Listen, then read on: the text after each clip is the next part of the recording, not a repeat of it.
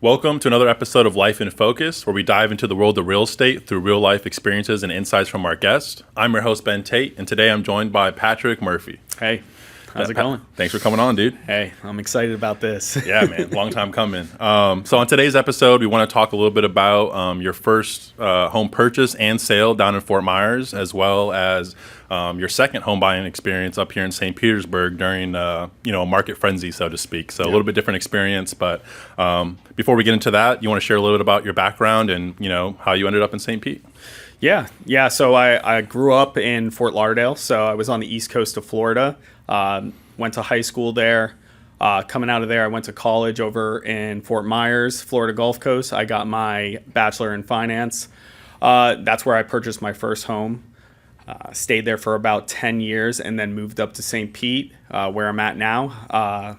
Got a new job here, and now I have a house up here, and I've been here for about 2 years now. Okay, perfect. So I know this, they don't know this, but you're a huge Boston sports fan. Of course. So how does someone that's born in Fort Lauderdale, went to college in Fort Myers, living in St. Pete, become the biggest Boston sports fan I know? Well, it's funny because the only team that I do like in Florida is the Florida Panthers. Yeah. I'm from Sunrise, so that was a big, being from Sunrise, it felt like it was part of home for me. Sure. But being a Boston fan, I always remember my first memory. It was the snow game, the tuck rule. Okay. I was in Orlando with my dad, right? And I didn't care about football. I didn't even know what football was at the time. My dad was watching in a bar. And I just remember watching that snow on the field. I don't remember the tuck rule or anything. I was just watching it. And ever since that tuck rule happened, I've been a big Boston sports fan. Obviously, growing up, also the Red Sox not having a championship, seeing that team, go to a World Series, that was important to me, big childhood memory. And then, then the Boston Celtics in 2007, just a big. I grew up really blessed as a Boston sports fan. I feel like I won more, and now that the Patriots are finally not as good, it's like it's okay. Like it's not that bad, Yeah, I was gonna say you grew up literally during. Like the Celtics were, they were always really good, but they obviously won a championship during your childhood at the end of it, and then. Even the Bruins have been always good. I mean, the Boston sports have always been a powerful sports town. So. And then this year, it's been Celtics championship and a Florida Panther championship, which is crazy. Which is, I'm just blessed. Everybody tries to make fun of, the Patriots are terrible now, and I'm like, I'm blessed. Yeah, you're I have nothing to complain about. I'll be all right for a little bit. So real quick on the Patriots, they played last night. Mm-hmm. So what's your thoughts on the QB situation? So it's funny. I kind of changed my tone on how I felt about it, just watching it. Yeah. I really wanted Drake May to not start at the I wanted him to take his time going into this process, but seeing him and how. I don't know the positive of just letting him sit behind somebody and not play. Joe Milton looks awesome. He looks awesome. He looks pro ready from athleticism standpoint, strong. The game speed doesn't look too fast for him. But Drake May looked decent yesterday. Everybody says Joe Milton's this great practice quarterback, okay? And I don't really watch college, so I'm not sure about this. But when he throws the ball, you're like, oh, that's a quarterback. Yeah. That's somebody who can make that throw. But everybody says when he actually is getting to crunch time on it, he's not as good and he falls flat. But I don't know. I haven't seen it yet. So yeah. I mean, it's going to be tough because the issue is that they're both rookies. Mm-hmm. And from a fan perspective, we don't pay their salary. Mm-hmm. And we just want to see wins. We want to see excitement. Exactly. There's clearly some level of excitement when he's in the game. Yeah. I mean, all Patriot fans, even if they're not diehards, want to watch preseason because it's still fun to watch no matter who's a quarterback right now, which is kind of cool. Totally agree. Because normally it's tough to watch a preseason game. Stars aren't playing. You're like, I can maybe get through a couple series. Yeah. But when you're like, man, the third string quarterback's going to get some runs and it could be kind of cool. It's so funny because the fans, the first game, they had Drake May in for one series, right? And then he got pulled, and all the fans started booing because Bailey Zappi went in. Yeah. And it's just everybody just wants to see. Right. He should be getting those reps. He should be getting that practice, especially in a preseason game. Who cares about injuries? I agree. Injuries happen. I think when you have two quarterbacks that are fighting in theory, fighting for his starting position, even if the politics, they're going to give Drake Mays obviously a much longer leash. But I agree. If you're a rookie and you have 2 rookies on the roster, let them play.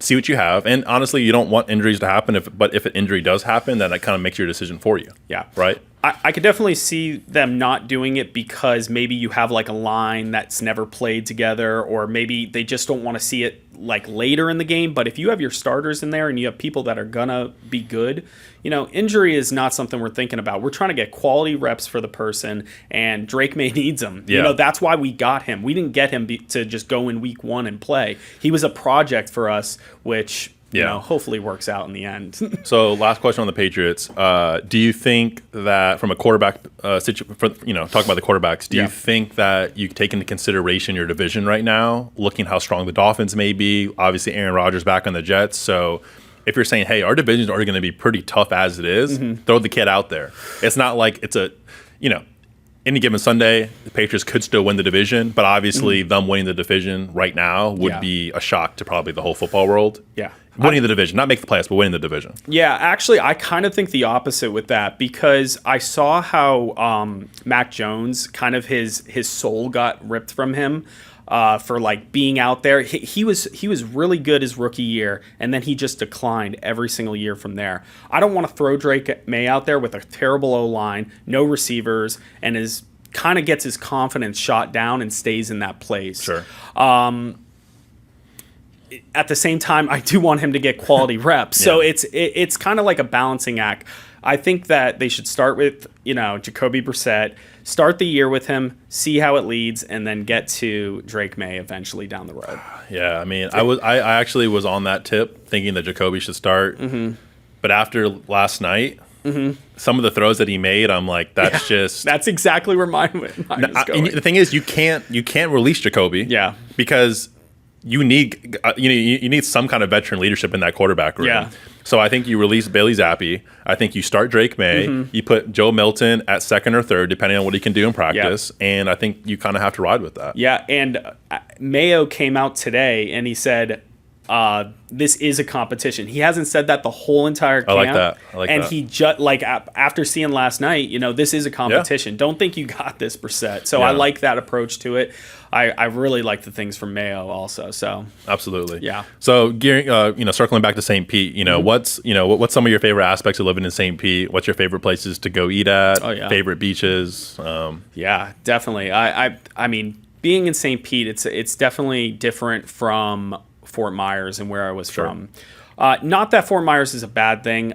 It's just that there's not a lot going on there. Here in St. Pete, there's just always something to do. I love, and I always tell everybody, and pretty much my selling point in St. Pete is I love Vinoy Park. Yeah. Vinoy Park is just like my getaway from everything, and it has everything you need. Whether I want to go for a workout, if I want to just go down there. Some mornings, like this morning, I got a coffee, I took my car and I just drove it and then just went home. It's kind of like a day starter for you when you see the water, everybody out there. It's a beautiful beach, and I've been to a lot of places in Florida. Like I said, I started in Fort Lauderdale, went to Fort Myers, went up here. I don't think there's a park like that. Yeah. That I know. Yeah. And when you live in St. Pete too, there's really no reason to leave this I call it the island, but it's a peninsula. There's really no reason to leave here, unless you want to go over to Tampa. But everything is right in this little section of town. But another thing about St. Pete that really drew me to it is the community here is different. For instance, if you really like volleyball, and you go to a volleyball court, you have a community of people that just play volleyball, and you see them there all the time. Yep. I don't think you get that in the same aspects of living in a Fort Myers, even in living on the East Coast of Florida. Sure. It's kind of separated, but I feel like there's more of a community here and people around the same age too. Yeah, it reminds me of almost some of the positive parts of back in the day going to college, right? And you had the campus life and the intramurals and you could go to a volleyball court or a basketball court within a radius around campus, and likely there would be other college kids or just games going on, or enough to have multiple games going on. And I feel that here, but more of like a young professional feel, as opposed to like, the younger, there's obviously college kids as well, but just like you said, there's people out doing stuff. And, obviously that's reminiscent of, to a smaller scale, of what people like about New York City. And a lot of times they don't leave the island there, right? Yeah. They don't leave Manhattan. I talk to friends that haven't left for 6 months, and then when you bring it up to them, like, oh man, I haven't left this little rock in so long. And like you said, I think also too, in a lot of other cities, you can't just get in your car or just go for a walk aimlessly, because then you might be going like nowhere, right? And here you can actually go for an aimless walk or an aimless drive, so to speak, and you're going to pass and run into a bunch of stuff that you might say, hey, I want to go grab a coffee here, or I'm on my way to this coffee shop, but I didn't know about this one, so I want to go try this one, and I think that's pretty cool. You hit on a point with the young professional feel. I do feel like people have kids here. People don't have kids here. It's still like a young professional feel. Not that there's not retirees here and all that, but it just has a more like I belong in this crowd kind of feel. Yeah. And especially by just going down there, there's just so much going on, whether it's like a farmer's market or you just want to work out. I know there's a group that meets at 5 a.m. and all they do is just do free workouts down at Vinoy. They all meet together. I think it's like a requirement to have a six-pack in this crew. Yeah. But, maybe one day I'll get there. Yeah. So you got to pay for the six-pack, but you can come for free once you got it.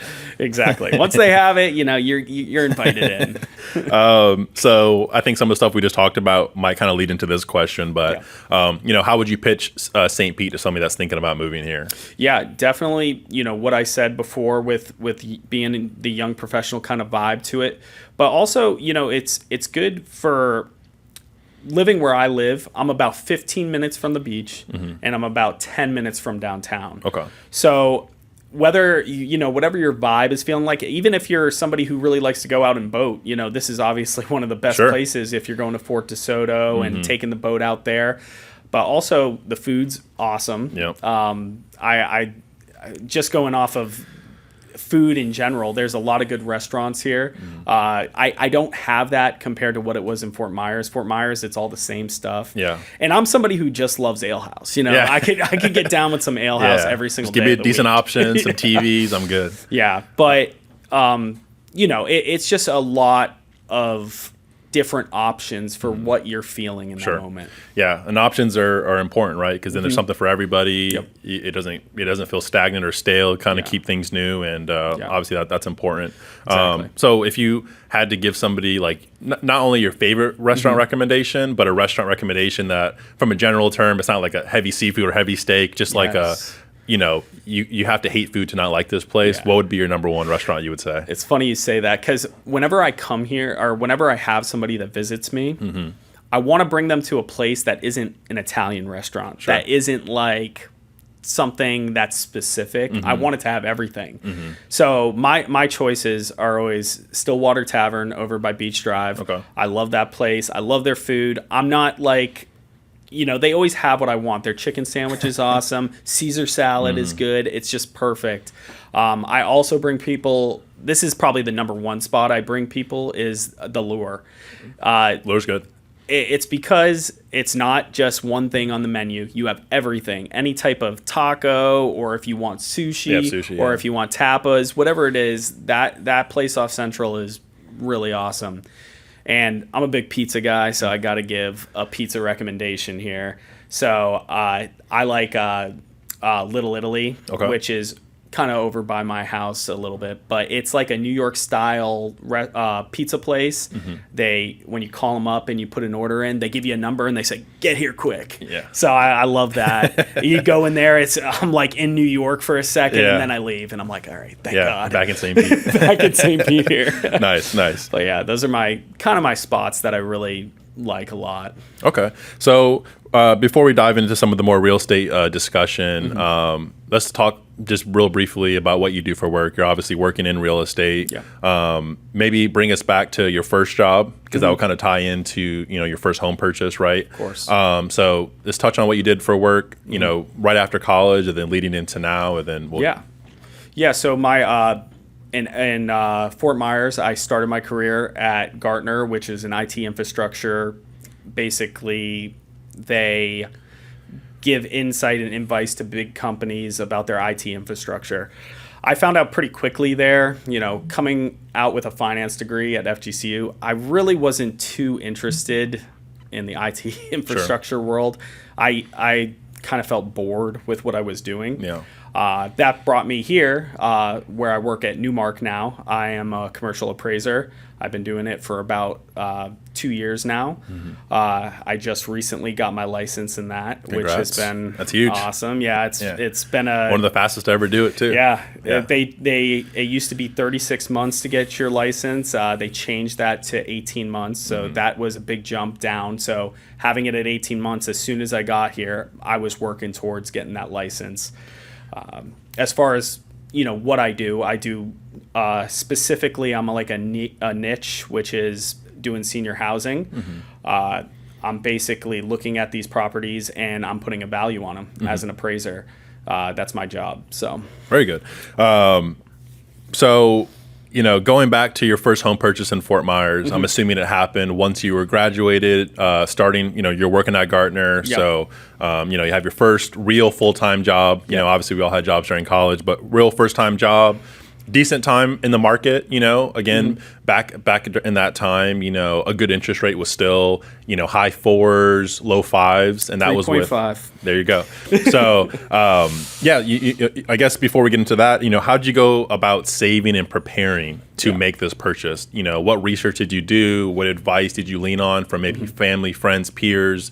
A lot of people have gumption, but they're scared to pull the trigger, as I say. So, how did you find that perfect mix of, courage to make that big first purchase that some people don't make until their 30s that you made in your early 20s? I think this is probably one of my favorite questions, like out of anything that's going to be asked, is kind of telling, and I'm going to go back in time. Sure. Even back when I was in high school for this one. Okay. I think it's important that you kind of get a start with, your family upbringing. And if there's anything there was 3 things that my parents did that really helped set me up for this. Number 1 is my mom opened a credit card as soon as I could get a credit card. And she didn't put a lot of payments on it. She put a little small payments and built my credit up when I didn't even know what credit was. Sure. I felt like that's an important thing that not a lot of people really think about, but it's something that can really build some credit for somebody who's trying to get their first home. Absolutely. She also taught me you need to save your money, and I think that's a skill that is so important. And when I was in high school, nobody's saving.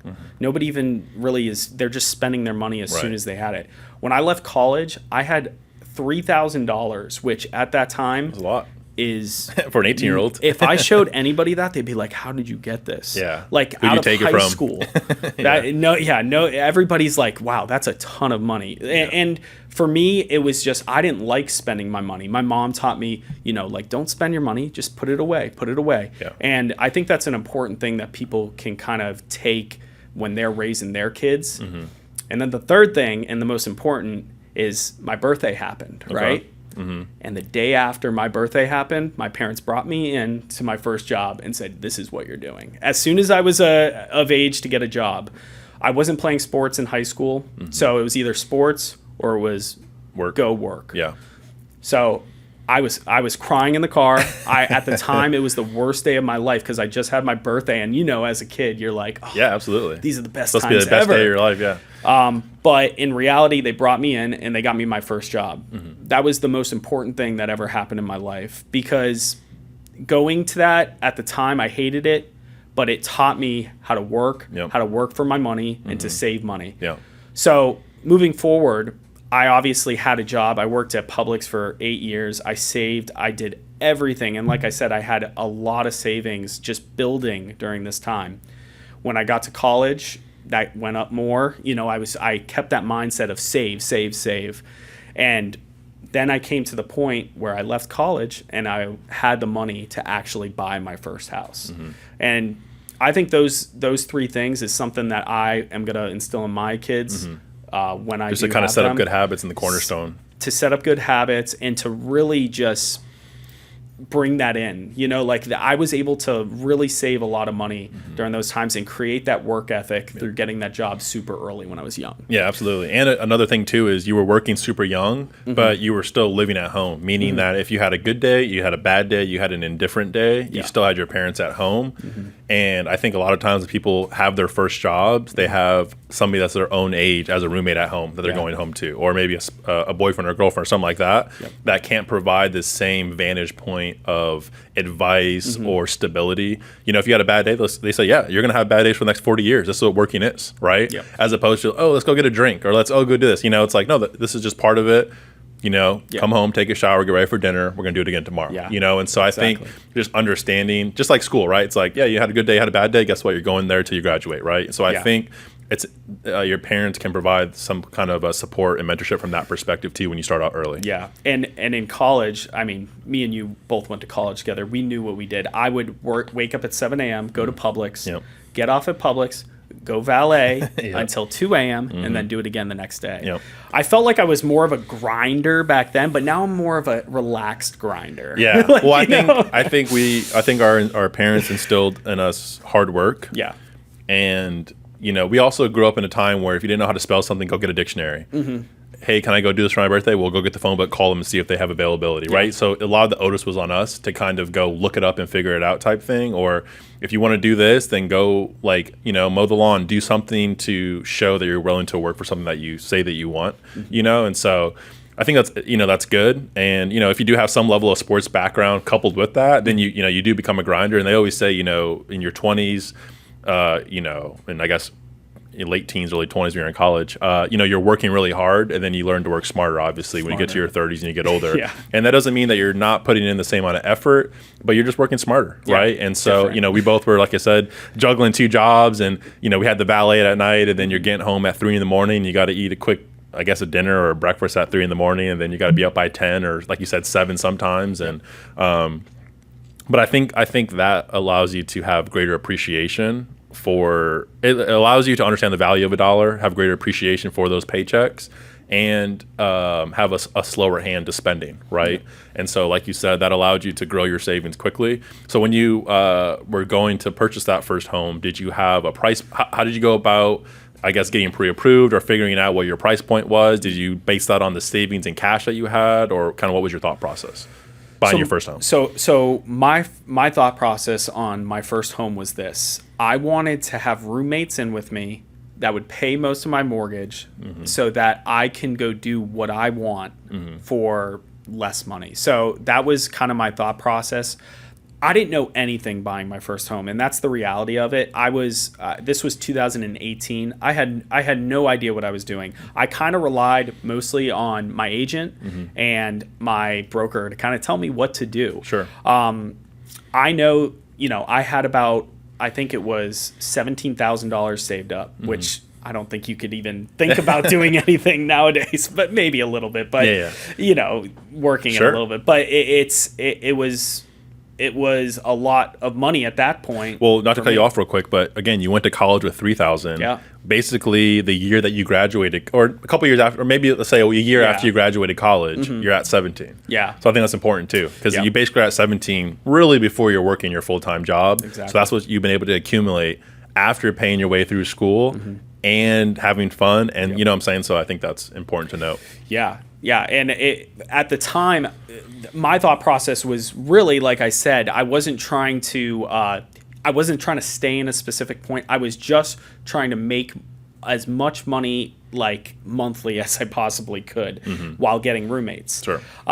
So when I first got this, the housing market was kind of low. And when I was looking at my first house, I really wanted something that was kind of ugly, that wasn't good at the eye test, but I knew that I could go in there and kind of change it around a little bit. So my first house I got was mustard yellow. It was ugly, but I knew that what it looked like inside and the outside, I could change it into what I wanted.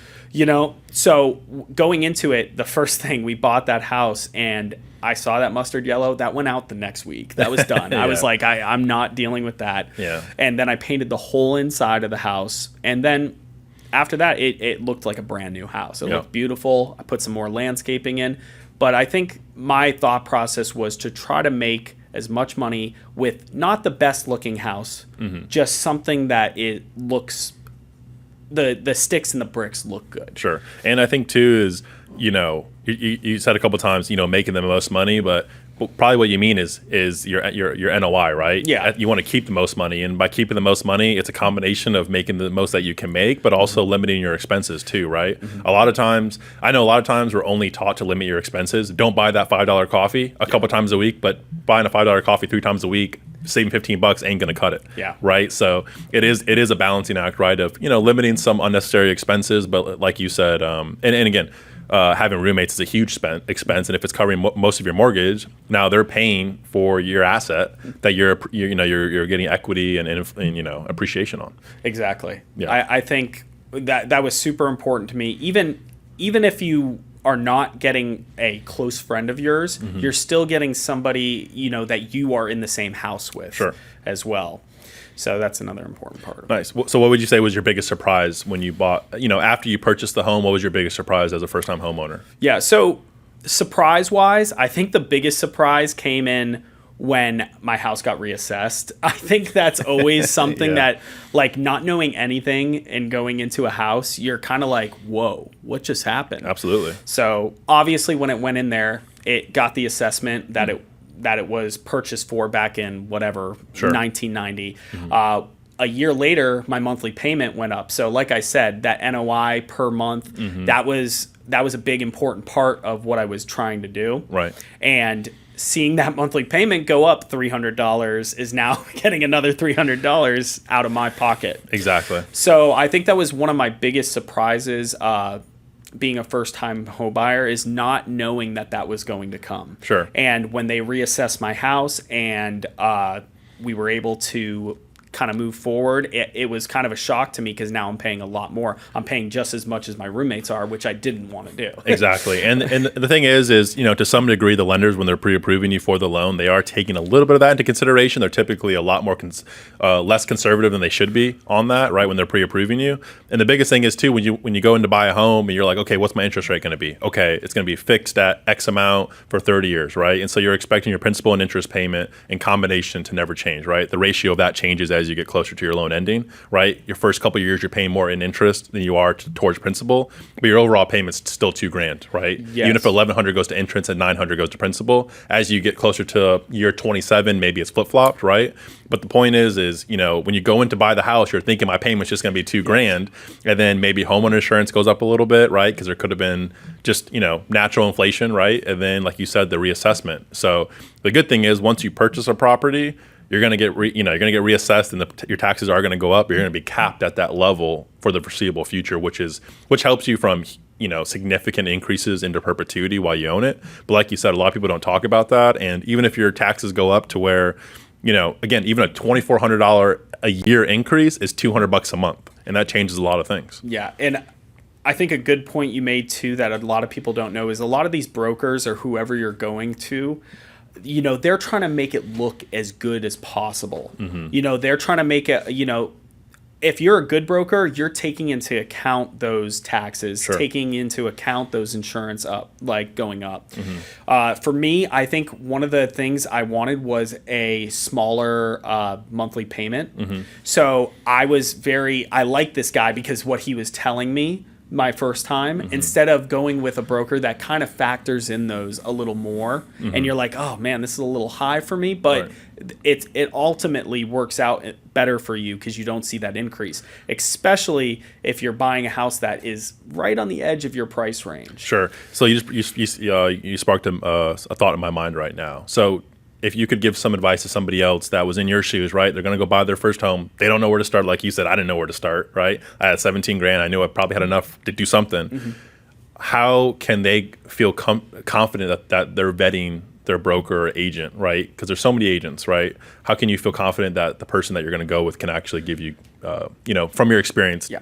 what are some questions you can ask them to make you feel confident that they actually have the knowledge and in your best interest? Yeah, I think an important thing to do is to not just stick with one person. You gotta kind of shop this. You gotta look at other people, try to see what other people are saying that your monthly payment's going to be.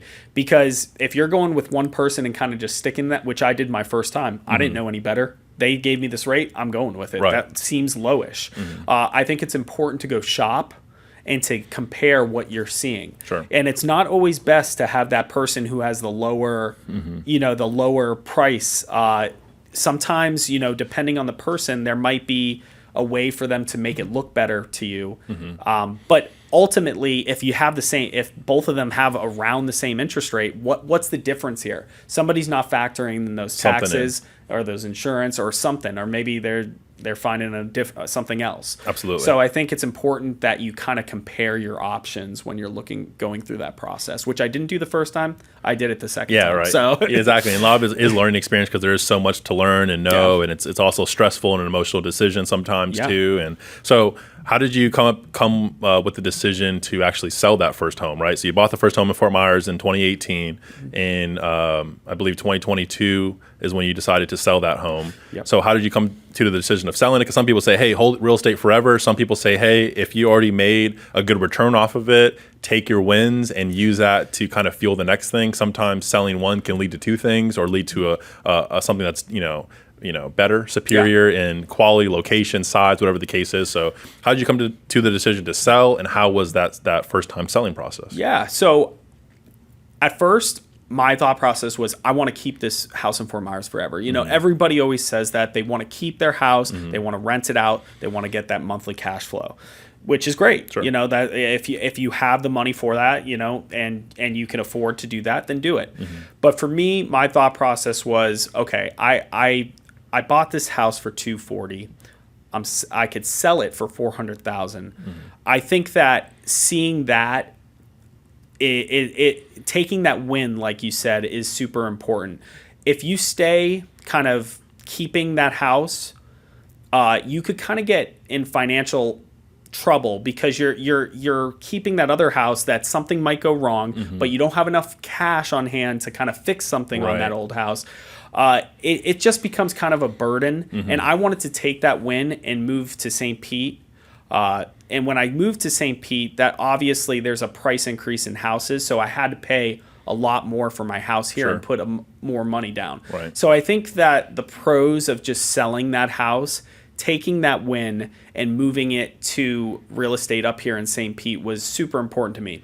But at the same time, I always wanted to keep that house and just rent it out and get that monthly payment. But I feel that I would have been too. It may not be the most responsible thing I might have been too leveraged in both of those two houses. Absolutely. And the thing is too is, again, a lot of things that are good ideas.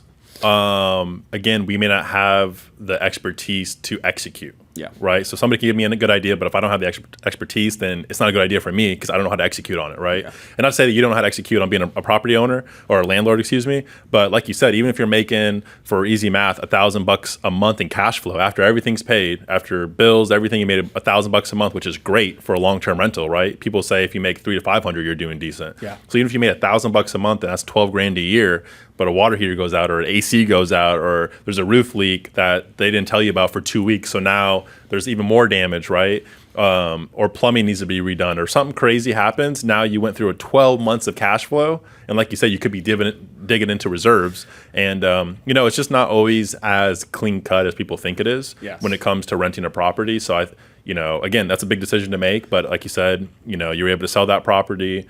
So now you have two transactions under your belt, a third one oncoming. So how was it buying in St. Pete in a crazier market where you had a bunch of competition, which I think this is very important because right now a lot of people are sitting on the sidelines saying, hey, interest rates are too high. I'm going to wait till they come down because they think prices are still going to stay down when interest rates come down. Then I'm going to go out and buy something, right? But you firsthand were buying during a time where interest rates were actually going up a little bit from where they were, but the frenzy was still there. You're competing with 10 other offers. The issue is if you're using financing, again, you can't put an offer on something that's higher than what the property is going to appraise for, as you know now as appraiser yourself. And so, you want to kind of speak to kind of how that experience was way different than your first Way one. different. So the first time I bought a house, I got inspection done, appraisal, everything. Yeah. It was easy. I just listened to my broker, like I said.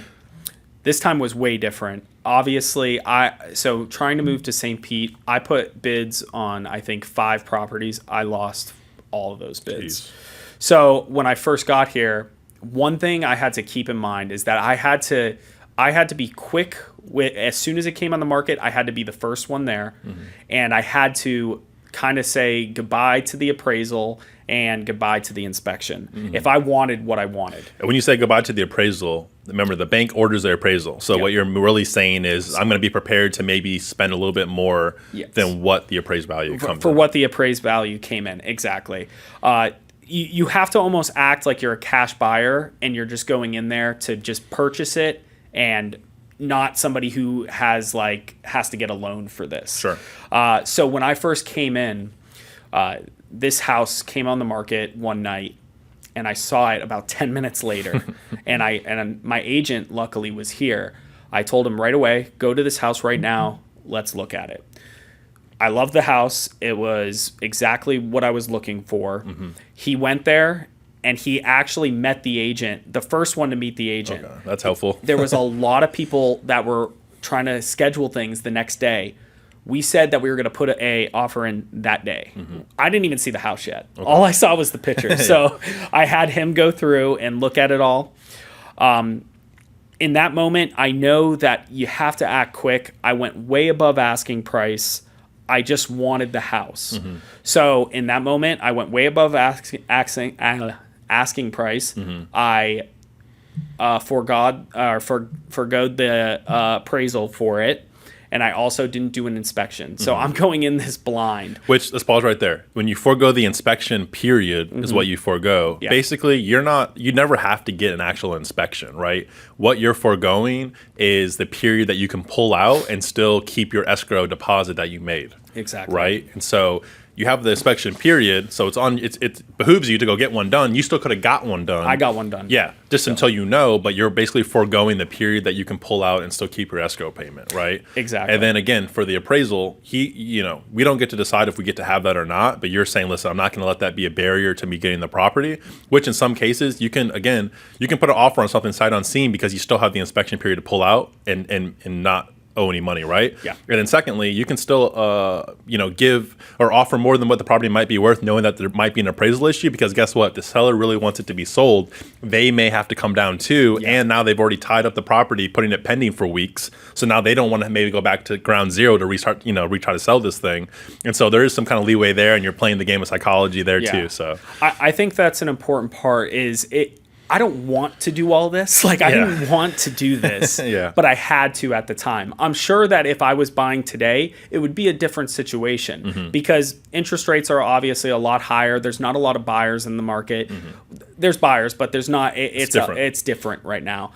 I would definitely get the inspection. I would definitely get the appraisal. If I could work those in, but at that current time, the only way for me to get that house is the way I did it. Right. Because you were basically competing with people that were just cash buyers coming down here. They saw the forest from the trees where they knew the economy was not going in the right direction. Yeah. They say, hey, let's pull cash out of the markets. Let's just deploy it in real estate. Get real estate always appreciates over time. We can make a cash flow. As long as we can have our cash somewhere. It made sense for them. Yeah. So you're competing against investors that had, pockets that are, much deeper than you could even, imagine. So. And even at the same time, my house in Fort Myers, I was selling that house. So I saw all those cash offers coming in. So I had that thought okay, these people are going to come in. Now the cash offers do come in a little lower. Sure. But they can just close like that. 14 days, it's a lot. It might be better for you to do that. At the same time, there's other people that come in, and there are these people that need a loan. They'll come in a little higher, but you still have to get past that process of getting a loan and having them That's the you big know. thing. Whenever people talk about a cash buyer or a financing offer, the big difference is really 14 days, right? Yeah. Whether it's a 14-day close or a 30-day close. Yeah. So that's really not going to skew somebody, because most people that are selling the property, if they're living there, it's going to take them 30 days to figure out their moving situation, whatever. So that's not really what's going to, in most cases, make them pick a cash over convention or financing rather. It's because they don't have to worry about the appraisal. They don't have to worry about The it. appraisal is what they want to avoid, because then you have to go back to a meeting of the minds. Are you going to come down? Or am I going to come down? Are we going to put this back on the market? Yes. So that's why cash is king, so to speak, in these real estate transactions, because they know that there's no financing institution that's going to Exactly. get in the way of this thing closing and guaranteed 40, 30, 20 days, whatever the case is. Which is I wanted to look like my offer in St. Pete was a cash offer. Sure. But even though I did get a loan, I wanted to make it look like it was. Yep. So after you've been through the buying process twice, what are the top 3 tips that you would give somebody that's going into buying the property for the first time? Whether it's in here, in Fort Myers, just in Florida in general, with your experience, what's the top 3 tips? Yeah, I think one of the tips is don't try to buy something out of your price range. That's an important part. A lot of people nowadays are kind of getting their parents to co-sign on things because maybe they don't have the income available for them to purchase something. I think they put those stipulations in effect for one reason, and that's because you probably can't afford what this house is. Right. People see that, oh, I could buy this house, I could start building my equity in the house. They don't really see that their cash flow is now negative every month. You know, they have this car payment that they have for $500, and they have this big payment on this house. It's basically a money pit for them. Right. So I think it's important that even though you can maybe get your parents to co-sign and figure out a way for them to get you this house, it's important to make sure that you're able to afford what you're doing. It just happens too often. And another thing is make sure that you get a good agent that you vibe with on a level that you could call them at any time and kind of talk about what's going on. A lot of people don't know who they're, getting. Looking at it's kind of swayed because if you go on like Google reviews, people, hey, can you write this review for me? Is it really? I think it's better to get it from word of mouth from people. I agree. To kind of understand, like, oh, this person did this for me. They really worked well in this aspect, just to see if that's somebody who can work well with you. I agree. I think, and most times you do have this luxury, but only pick a real estate agent that you know of someone else that they've worked with. Yeah. Right? If you don't know one other person that they work with, don't go with them. There's probably someone else that you do know. And then don't just make that the only criteria. Ask those people, obviously, what their experience was. Yeah. How do you think this real estate agent was most helpful to you? What did they do that you were, impressed with? What did you do that kind of rubbed you the wrong way? You got to ask these questions because, again, I always say this, but a lot of people, pick somebody that's close to them from a friend or family perspective because they want to support them. And I'm all well and for that. But sometimes you don't get the best service in doing that. Exactly. And that's a very important part. A lot of people go with just their friend. So, my friend does real estate. Yeah. Oh, that's who I want to go with. I want to support them. And that not always works. Exactly. You gotta go through what people have used. Ask your friends. And maybe your friends might even tell you that person was good because they're friends with them. So you just got to kind of just give good questions to the person to be like, okay, this is what they did for me. This is how they outlined it for me. So it's important to ask those questions and make sure you're vibing on a level with your realtor. Absolutely. And then piggybacking on the affordability standpoint, what's your, I have my own opinion, but what's your opinion on a good down payment, right? So a lot of people get their advice firstly from their parents or grandparents or family, right? And how they did things is different than how we do things today, right? Back then, it was a lot of pride in, having your house paid off or putting as much money down on your house as possible, right? But that's when houses were 100 grand, 50 grand, 70 grand, right? So, and obviously we learn now that we work so hard to have good credit scores and good credit habits and good debt to income ratios so that, we can leverage that, right? And so, what do you think in your experience of buying 2 homes is a good sweet spot for a down payment where, you want to get your payment to where you can get it to from a comfortability standpoint, or your principal and mortgage payment, or principal and interest payment for your mortgage. But you don't want to obviously tie up too much cash in the house because the more cash you keep in your bank account for reserves or a rainy day, wherever the case, or unforeseen things you need to do to the house. So what do you think is a good down payment percentage? I think as whether it's a first-time home purchase or if it's a purchase in general, I think you should put 5% down. Just to start it out, I don't think, some people like to keep, that big 20% down payment in. I really truly believe that you should have some cash on hand for whatever else you want to work with it. Yep. Now, if you're just spending that money buying new cars, new outfits, Yeah, it's different. okay, it's a little different. Yeah. Maybe you should tie your money up in that 20% and keep it in the house. But if you're working the extra money that you have from not using it in the down payment, I think 5% is where you need to be. I agree. And I always say too is use that 20% threshold as kind of a rubric, right? Yeah. So if I'm putting 5%, so let's use an example of a $300,000 house, right? If I'm putting 5% down on a $300,000 house, I need $15,000 down, right? If I would have put 20% down, I would have need $60,000, right? So now I'm saving $45,000 in cash in my bank by not putting that just simply to the bank. Yeah. That's all you're doing. You're saying, hey, bank, hold this, and you're going to take off my primary mortgage insurance that might be $200-300 a month. And yes, maybe my principal and interest payment together might be an extra $200 or $300 cheaper if I put extra $45,000, right? Yeah. So in total, you're saving $600, right? But on an annual basis, compared to the extra $45,000 in cash that you can keep. So I say use 20 as a rubric from the standpoint of, okay, I put 5 as a down payment. I saved 15% of that 20. Now I can allocate that 15% towards a bathroom renovation, new floors, kitchen renovation, new landscaping, right? You don't want to go above 20% of cash you put into a property. And then if you wait a year or two, then when you go to refinance and they say, oh, you got a brand new kitchen, you got new landscaping, you got a new pool here, it'll appraise higher. And then now you can drop off that PMI anyways, right? Yeah. I also think that it's important to note that everybody's not the same in this. Some people really work well when they have equity in a house, and some people work well when they're in their 401k and doing just the approach that is normal.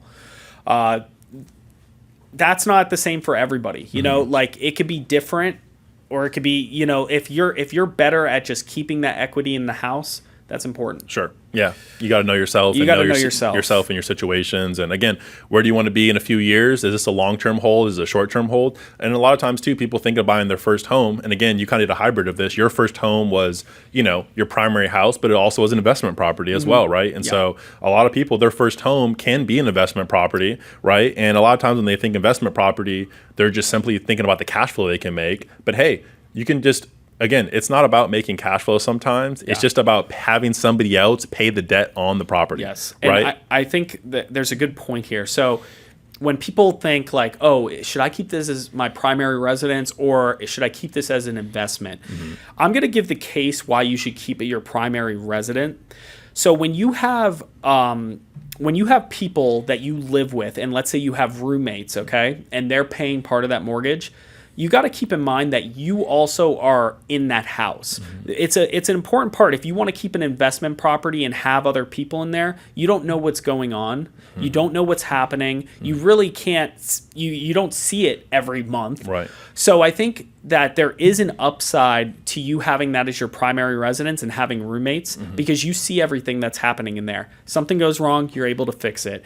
You're able to kind of control the situation too. Right. So when somebody's first starting in this and they're buying their first property, sometimes it's better to just keep that as your primary residence and have those roommates in there. Right. Instead of going, oh, I'm going to buy a duplex and have the other side just random people that I can't really see and control the situation. Exactly. And again, cash flow, going back to that a little bit, it can come in two different folds, right? There's cash flow where it's like, yes, I have something left over after my expenses are paid for. It's inherently cash flow, right? There's also the way the big boys make cash flow is that they're buying properties fully cash. So anything that flows through that property is inherently cash flow. Exactly. Right? And at a much bigger scale, right? And so I would just say, even when you had roommates in that house and that, help pay for some of the mortgage, even if you added up what they paid you in rent during the couple years that you were there, it still pales in comparison to the equity you made on the home itself when you sold it, right? Exactly. So a lot of times we're still worried about cash flow, but equity is the real play. Exactly. And equity is the reason why you want to invest in real estate sooner than later,